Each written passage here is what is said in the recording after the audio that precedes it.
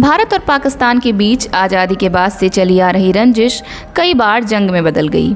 वर्ष 1965 में दोनों देशों के बीच भीषण युद्ध हुआ और संयुक्त राष्ट्र की पहल पर 23 सितंबर यानी आज ही के दिन युद्ध विराम हुआ। दोनों देशों के बीच यह लड़ाई मुख्य रूप से पैदल सेना और टैंक डिवीज़न के बीच लड़ी गई, लेकिन नौसेना ने भी अपना योगदान दिया। यह पहला मौका था जब दोनों देशों की वायुसेना जंग के मैदान में उतरी।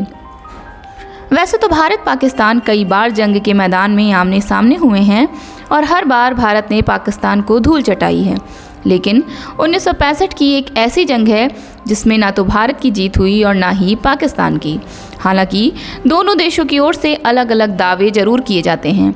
दरअसल इस लड़ाई का अंत जीत या हार नहीं बल्कि एक समझौता था। इतिहास के पन्नों में 1965 की जंग का जिक्र अहम तौर पर किया जाता है।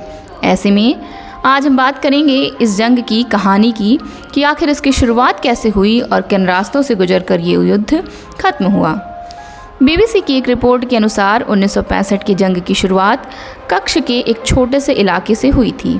ये ऐसी जगह थी जहां कोई भी आता जाता नहीं था और यह क्षेत्र पाकिस्तान के अहम शहरों से नज़दीक था, जबकि भारत के भुज जैसे शहरों से काफ़ी दूर था।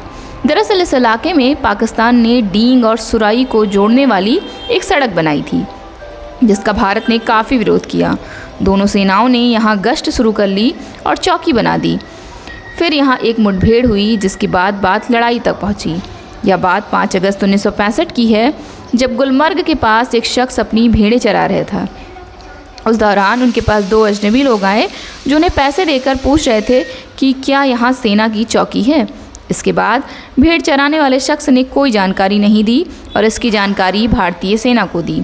ये लोग ऑपरेशन जिब्राल्टर के तहत भारत प्रशासित कश्मीर में घुसे थे।